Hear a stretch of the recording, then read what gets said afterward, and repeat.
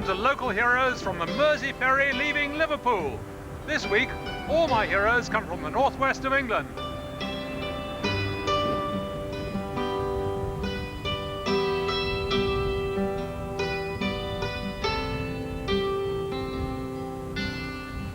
This is Derwent Water, near Keswick, and it's the site of one of the most bizarre experiments ever performed by any of my heroes.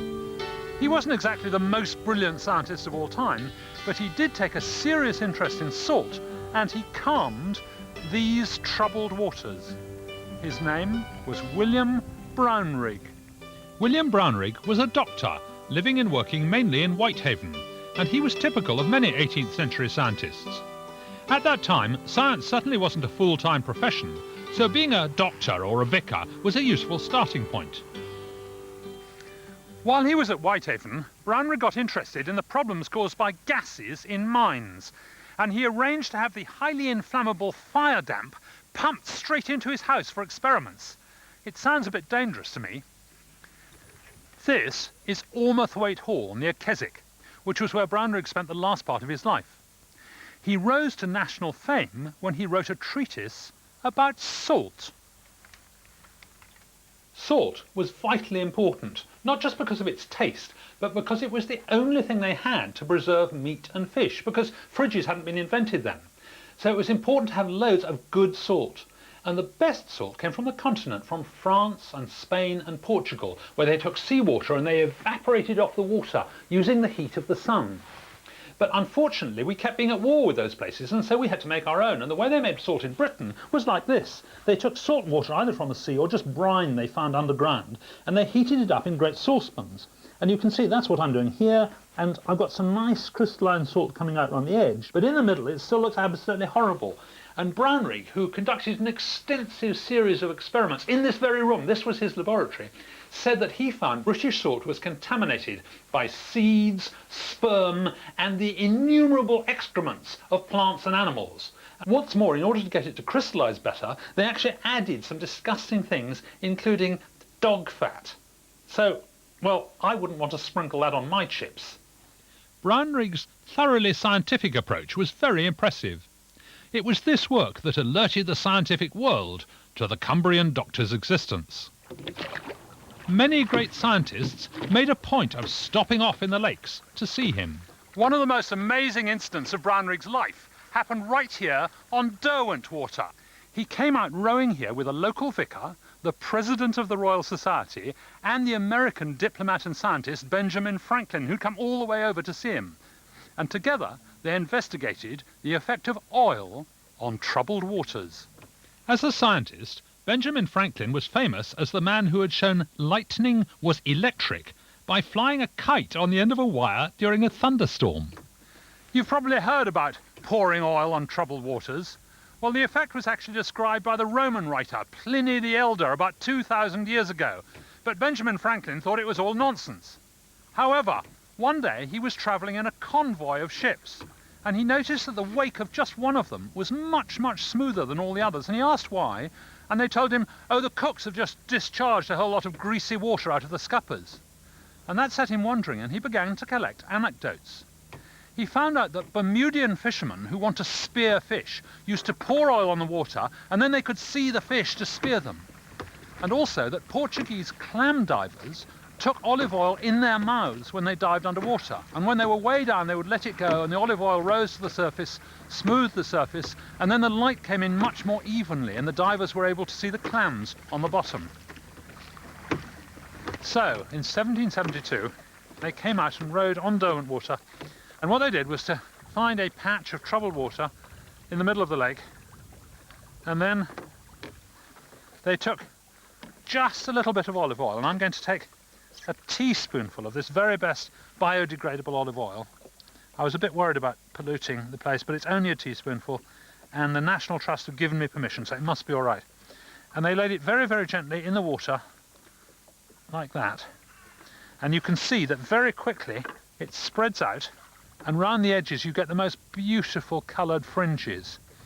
Franklin called them prismatic colours, and what's happening is that the oil film is becoming very, very thin. It's stretching out across the surface. And we know that in some cases the oil becomes so thin it's only one molecule thick. And indeed, that may be why the smoothing of the troubled waters happens. When you get waves, the wind blows the water up and down and up and down, and obviously the surface of the water has to stretch. But if there's one molecule thick layer of oil across it, it can't stretch because it can't get any thinner, and they may physically hold the surface flat. At first, although I could see coloured fringes, Derwent water seemed unsmoothed. But after a few minutes, I noticed this rather large patch of smooth water in just the place where I'd been spreading oil. It seems unlikely that a one molecule thick layer really could hold the waves down, but apparently this is what the physics suggests is happening here, just as it did for Benjamin Franklin and William Brownrigg. Brownrigg refused to be lured by the Scientific Society of London, and he stayed up here in the lakes, which is perhaps one reason why nobody's heard of him much. But he was paid a lovely tribute by the President of the Royal Society, who called him my very learned, very penetrating, very industrious, but too modest friend, Dr. Brownrigg.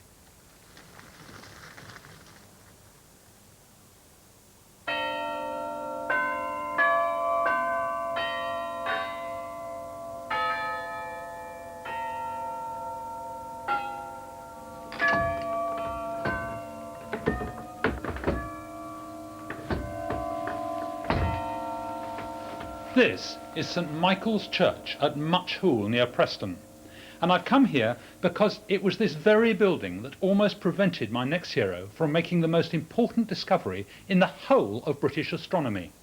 His name was Jeremiah Horrocks. Jeremiah Horrocks was born in Toxteth Park, Liverpool in around 1619, at a time when astronomy was a fledgling science. So fledgling that it wasn't even taught at Cambridge when he went there in 1632. At a time when most people still thought that the Earth was the centre of the universe, Horrocks was the first person ever to observe the transit of Venus, when Venus passes across the face of the Sun. This enabled the calculation of the distance between the Earth and the Sun, and placed Horrocks at the centre of modern astronomy. By the time he left Cambridge, he knew enough about astronomy to realise that a number of his predecessors had made mistakes. Even the great Johannes Kepler, who was astronomer to the Holy Roman Emperor, had errors in his tables, and Horrocks realised he was going to have to make his own observations. In 1639, Horrocks came to work here at St Michael's, where his Sundays were spent tending his flock. But he actually lived in a garret down the road at Carr House, where he made the observations which helped him predict the transit of Venus missed by the astronomers of the time. Observing the transit of Venus was of vital interest to them. Let me show you why. Here is my own personal solar system. This is the Sun glowing and hot in the sky. Here is tiny Mercury, the nearest planet, whistling round, terribly hot because it's so close to the Sun.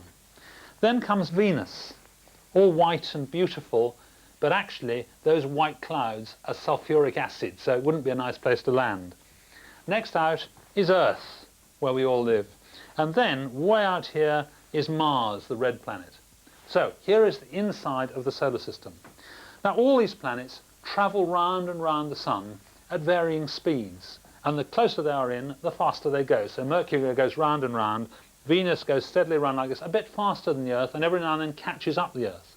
But usually they're in slightly different levels, so Venus will be a bit above the Earth as it comes round, or a bit below. However, every now and then they're exactly in line. What you then see is Venus as a black disk slowly crossing the face of the Sun. That is the transit of Venus. That unique event is when the three heavenly bodies line up in time and space, and Jeremiah Horrocks was the only person in the world who predicted that it would happen on the 24th of November 1639. Horrocks had done it by rejecting old tables of the motion of Venus, and instead used his own brilliant observations, coupled with the known laws of planetary motion, to show that a transit would happen in 1639. As a result, the only people in the world looking out for a transit would be his brother, a friend in Manchester, and Horrocks himself. This is almost certainly his room. This garret was where he lived and worked. Now, he predicted that the transit of Venus was going to happen on the 24th of November. He wasn't absolutely sure, and he checked the day before but saw nothing. The 24th was a Sunday, and that was a bit of a problem for him because he had to go to church at 9 o'clock in the morning and noon and no doubt in the evening as well, so he only had limited time for observation. He didn't see anything in the morning, and then in the afternoon it got cloudy, and he came back here to his room and he set up his telescope like this, and then suddenly at 3:15 the clouds cleared away and he cast an image with his telescope on the opposite wall. You must never ever look at the sun directly through a telescope because you burn your eyes irreparably. So what he did was to cast an image of the sun on the far wall. Now, because the angle's a little bit different, I'm going to cast one on this piece of cardboard. And look, there it is. Oh, there are clouds coming in, but you can just see the image of the sun there. The picture is upside down, of course, as you can see by the street light at the top, and the sun is crisscrossed by the branches of a tree that couldn't have been there in Jeremiah's time. And his was much bigger, and on this big image of the sun, he saw a little black spot. Very small, only 1/30th of the diameter of the sun, but he knew that was it. That was Venus crossing the face of the sun. And he quickly marked the position with a pencil. And then he made another observation 20 minutes later and marked the position again and wrote down the time. And then another one at 3:45, and then the sun set. And that was it. There was no chance of any further observation, and there wasn't going to be another transit of Venus for 120 years. But he'd done it. He predicted the transit of Venus, and he was the first person ever to see one and record the results. Because Venus appeared just 1/30th of the diameter of the sun, much smaller than previous measurements, Horrocks could produce a much better estimate of the distance between Sun and Earth. He worked it out at 59 million miles. Now, it's a bit more than that, but he was 10 times more accurate than anyone had been before him. It was a really fantastic result for a lad of 21. Unfortunately, he died when he was only 22, but the idea of the transit of Venus lived on. In 1769, the Royal Society sent expeditions all over the world, to Paris, to Hudson's Bay, to Tahiti, to observe it more accurately and work out better results. Indeed, that was the reason why Captain James Cook went round the world on his first voyage. But all those scientists travelled in the shadow of Jeremiah Horrocks, the founder of English astronomy.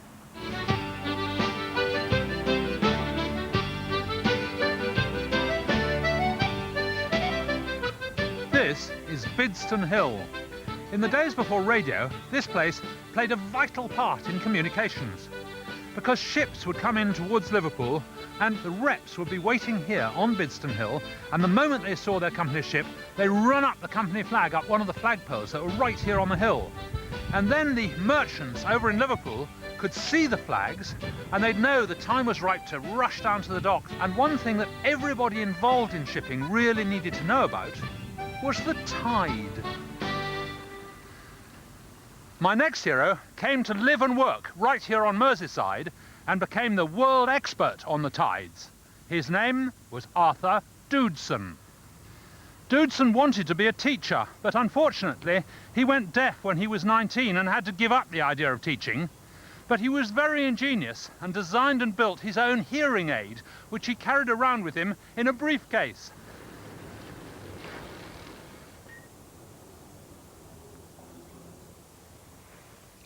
Tides are a complicated business. Let me show you what I mean. Imagine that this chocolate biscuit is the Earth and this pink blob is me on Merseyside, sitting on the edge of it and spinning round and round, getting night and day. Now, let me bring in the sea. In a simple world, the sea would just be a sphere, even depth all the way round. But of course, the world isn't simple, and the main influence on this sea is the pickled onion, or the moon. And when it's here, what it does is to pull up the water towards itself, and it pulls up the Earth a bit, so you get a hump of high water on either side of the Earth. So as the Earth turns, I get high tide, low tide, high tide, low tide. Now, the sun also has an influence. Here is the sun, the orange, and when it's over here, what it does is to diminish the effect of the moon. It only pulls about half as hard because it's 400 times further away. So it lowers the effect of the tide. On the other hand, when it's in line with the moon over here, then the pull is in the same direction as the moon, and you get super high tides and super low tides, and they are called spring tides. And you get those whether the sun is on the same side as the moon or on the opposite side. Now, if that was all there was to it, predicting the tides wouldn't be too difficult, but in fact there are further cycles you have to think about. For one thing, the sun is higher in the sky in summer than it is in the winter. For another thing, the moon's orbit is not a circle but an ellipse, just like this plate in fact. So sometimes it's further away from the Earth than at others. And there's even one cycle of the sun and the moon that happens only once every 18.61 years. And taking all these other cycles into consideration is a very complicated mathematical business, and that was the challenge that Arthur Doodson set himself. Doodson wanted to make a machine which could predict the tides for all the main ports in the Commonwealth, a mechanical tide computer. Although the tides for each port have over 40 separate influences, each one turns out to be very simple. In fact, it was the same motion you get from an off-centre wheel.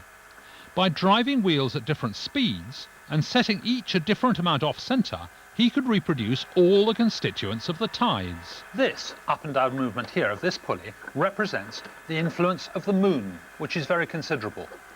This one represents the influence of the sun, which is much less.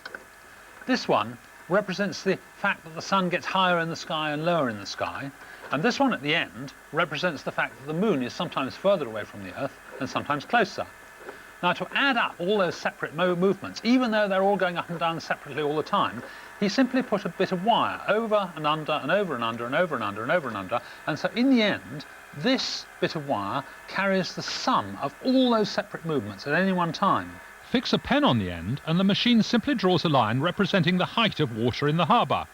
And you can see that in my harbour the tides are getting bigger each day, which means we must be coming up to spring tides. Doodson became head of the new Birkenhead Tidal Institute at Bidston Hill, where those famous flagpoles had been. He worked out the mathematics behind modern tide prediction, and in 1924 his machine was built. His tide predictor is a mechanical analogue computer. Instead of numbers, it uses 42 offset wheels to represent each constituent of the tides, and it was the most accurate tide predictor in the world at the time. It quickly produced timetables that would otherwise have needed many human hours of calculation.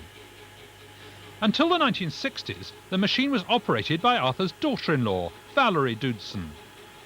Having set the machine for one port, Valerie lets it run until a high or low tide is reached, when she stops it and notes the result. And in this way she produced tide tables for all the main ports in the Commonwealth. Although his beautiful machine has been put out to pasture, his tidal mathematics live on as a memorial to the work of Arthur Thomas Doodson. If you'd like to follow up some of the ideas on your own, we've put together a Local Heroes pack. It's got instructions, information, reproductions, and a lot of the materials you need to do your own experiments. I'll give you details at the end of the programme. One of the things we take for granted in this modern world is plate glass, acres and acres of it. But until 40 years ago, this stuff was impossible to make. This is St Helens, in the heart of the industrial northwest, a town that's been associated with glassmaking for a very long time, but in particular since the Pilkington factory opened in 1826. My next hero invented an amazing new way of making glass while he was doing the washing up in this very house. Curiously, although he wasn't a member of the famous family, his name was Alistair Pilkington. Lionel Alexander Beaton Pilkington was educated at Cambridge, but the war interrupted his studies. He was captured on Crete and spent the rest of the war practicing his clarinet in a prison camp. He returned and joined the company which shared his name in 1947, and then he put his mind to making the best flat glass in the world. There has been flat glass since Roman times, and I wanted to see how it used to be made. Yeah, that'll do nicely, right?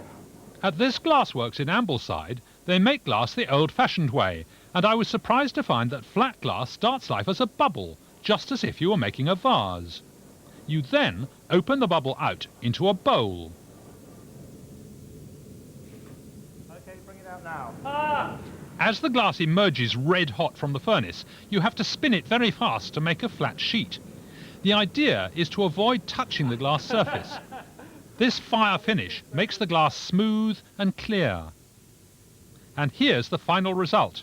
It took me 20 minutes. It's not all that flat, and you could never use this method for making really big sheets of flat glass. You can see why the search was on for an automated process. I've set up my stove outside the Pilkington factory. What the manufacturers wanted was a continuous process for making glass without having marks on the surface caused by rollers or anything like that. And the first company that succeeded was called Fourcault in about 1914, and they melted the glass. I've melted some sealing wax here, and then they drew the molten glass very, very slowly off the surface. And I'm just trying to do this with the sealing wax. And then if you're careful, you can pull it up, and what happens is it solidifies near the top, and then you can pull the liquid continuously away from the surface, and you can see it's going really nicely now. And the nice thing is then you get a lovely surface because it's not touched by anything else. But unfortunately it's very difficult to make optically perfect glass this way, and it's also difficult to make it anything other than very, very thin. If you look, you'll see that's very, very thin sheet, and they could only make it a few millimeters thick, but it's lovely and clean. Now it looks as if it's all liquid, but if I just put the saucepan down, you'll find that up here it's become really brittle. It's just like a piece of glass, very, very thin, brittle, just like glass. And if it wasn't made of sealing wax, you'd probably be able to see through it, even though it's, you can see, a bit lumpy, not optically perfect. Another process involved squeezing a ribbon of molten glass through two hot rollers, a bit like an old mangle. This allowed glass of virtually any thickness to be made non-stop, but the rollers would leave marks all over both sides of the glass, which had to be ground and polished. Pilkington had been experimenting with using molten metal to transfer the molten glass into the rollers. And then one evening when he was doing the washing up, he had this sudden flash of inspiration. Let me show you. I've got here some molten metal, and it's actually mercury, so it's not very hot, although it's very heavy. Isn't that beautiful? It's rather poisonous mercury, but I don't expect it'll do me a lot of harm in the next few minutes. There we are. That should be enough. And now I'll take my molten wax here and just tip it very, very slowly into the middle. And you can see this is hot and molten. The top surface of the mercury is lovely and horizontal and smooth, and therefore the bottom surface of the wax must be lovely and horizontal and smooth.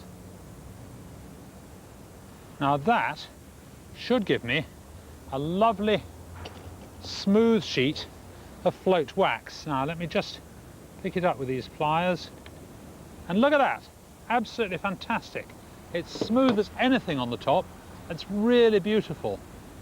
And underneath, well, it's not quite as good because unfortunately I hadn't got my mercury warmed. So obviously I formed some swirls there, but if the mercury had been warm, it should have been as smooth underneath as it is on top. So there you are, smooth float wax. Now, let's see whether it works with glass. Pilkington perfected his process in 1959, and the sheer scale of his imagination becomes clear when you see the factory. The float glass line is 300 meters long, churning out a continuous piece of glass day and night. The process is really simple. Glass is melted in a furnace at about 1500 degrees centigrade. It's then floated onto a bed of molten tin. You can just about see the edge of the glass where it's spreading out. The orange cricket stump things are heating elements. Incredibly, glass naturally forms a layer 6 millimeters thick, the most commonly used size in the world. But to alter the thickness, Pilkington used rollers to speed up or slow down the flow of glass, stretching or squashing it to different thicknesses. The glass and tin cool down as you get further from the furnace, so eventually the glass sets solid, allowing it to be lifted off the still molten tin. The long production line allows the glass to cool down very slowly to room temperature. This is the final product, an endless ribbon of beautiful plate glass. It's come 150 meters and it flows without stopping day and night. There are lines like this all over the world, and this one alone produces 1,000 tons of glass every day, beautifully smooth and clear thanks to Alistair Pilkington and his brilliant idea.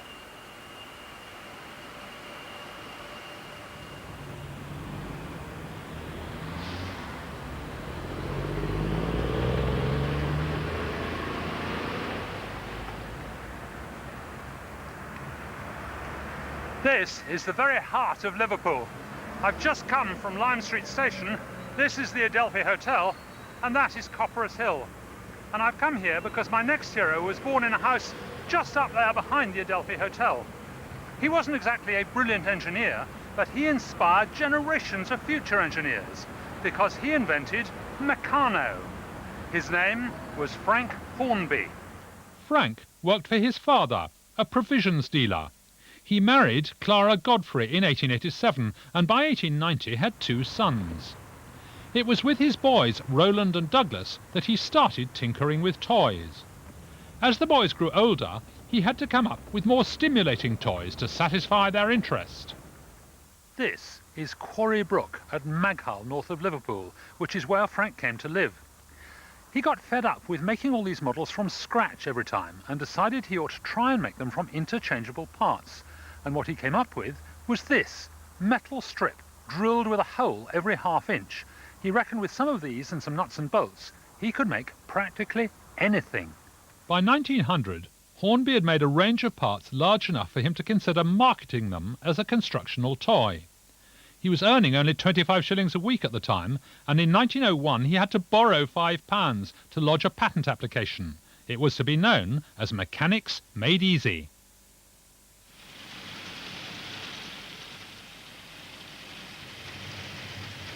The kits got bigger and more popular. By 1920, he had over 1,200 employees. It all made Frank a very wealthy man. This amazing machine was made by Rob Mitchell from Sheffield. It's a construction plant which, well, it doesn't really do anything except demonstrate the prowess of its maker, who put it together entirely from unmodified Meccano.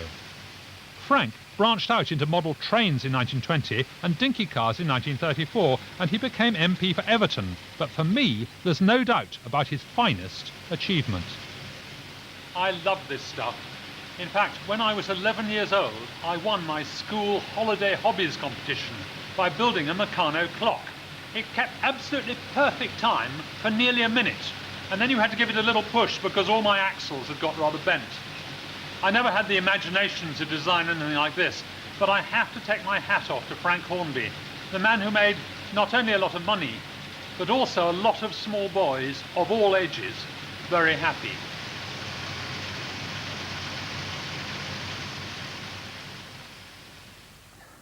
Sorry, that's all the heroes from the Northwest. See you next time! You can do some experiments from this series and the last one with our local heroes kit. We don't make a profit, so it's only £9.95. You can order by credit card by phoning 0990 100 789 anytime, or write to Local Heroes Kit, PO Box 7, London W12 8UD, making your cheque payable to BBC Education. And why not visit the Local Heroes website?